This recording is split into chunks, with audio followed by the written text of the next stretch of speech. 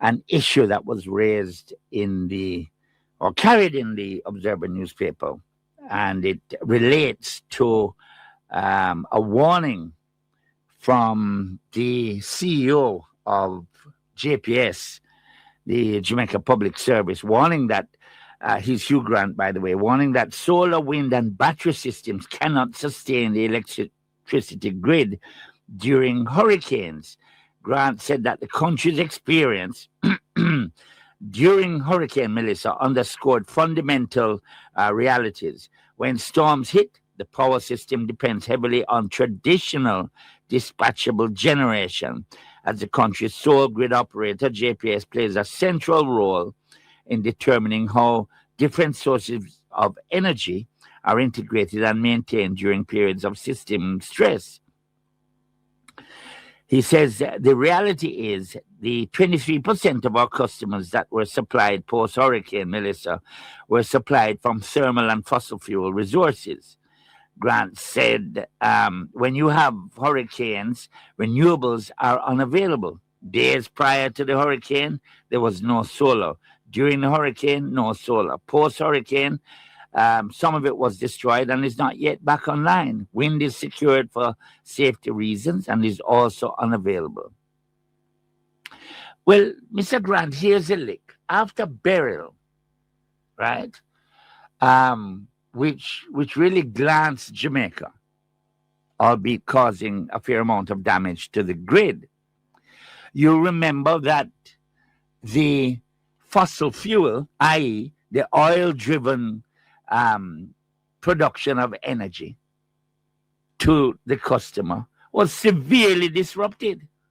Never not to do with renewable energies, but your systems, your poles, your lines, and your grids went down, and people were without light for a significant period of time. So I'm not quite sure what is the point you're making. And after Melissa, there are some people still in parts of Westmoreland who don't have light yet. So whether the energy production is from renewable energies or oil, it seems like the problem in getting light and power back to the people was a problem for JPS.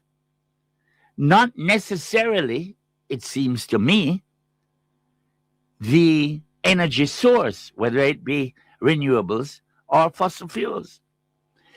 The fact of the matter is, Jamaica and the political directorate is targeting that 50% of our energy comes from renewable by the year 2030. Now, it's unlikely that that will happen, but that is the goal set by our administrators. And you as the entity that I'm assuming is currently in dialogue with the government for renewing your license, part of that requirement, we are told by the Minister of Telecommunications and Energy and Transport, Darrell Vaz, that part of the license renewal is highly dependent on your ability to use renewable energy in order to provide electricity to your customers. And one of the reasons for that is the reduction in the cost of electricity to the customer. So I'm not sure, but it seems to me that Mr. Grant is suggesting that this renewable energy thing is not a panacea. And I don't know that anybody suggested that it was.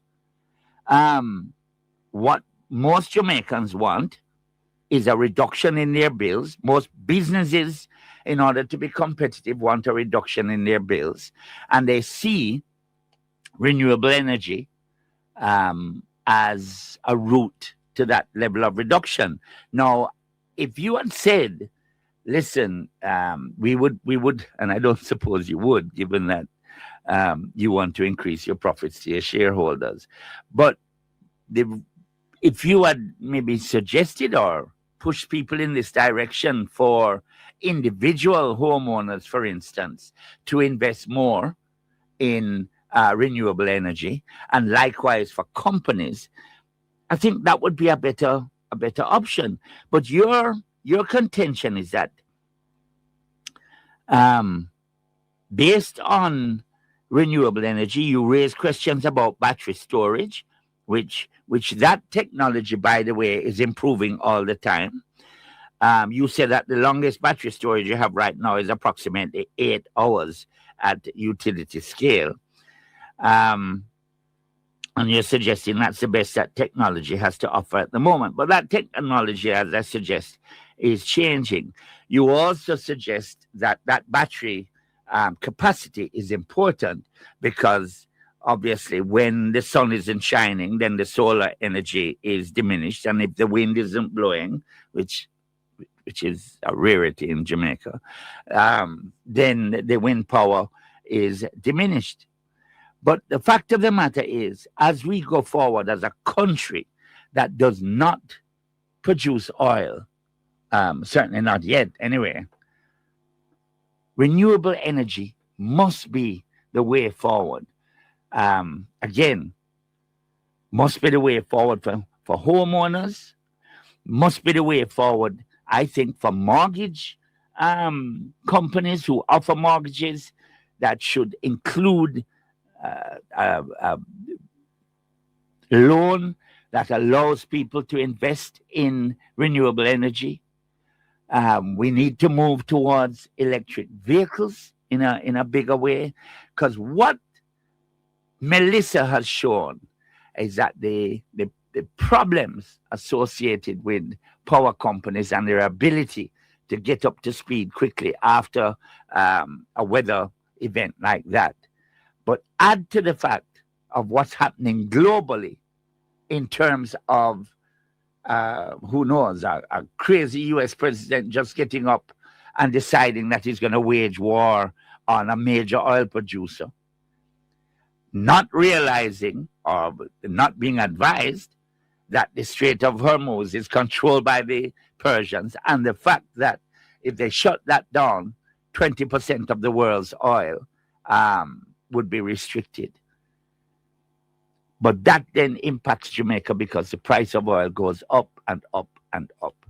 And what would our options be except to pay and to pay? Our oil bill is already $1.5 billion per year. So I'm sorry. I would rather hear from people like Hugh Grant and other people with significant influence suggesting and driving the message that renewable energy is going to be a significant part of our future and must be if we are to reduce our reliance on fossil fuels and reduce our reliance and hopefully drive the globe to move in that direction to reduce the issue of climate change, which once again impacts Jamaica with little or no input from ourselves.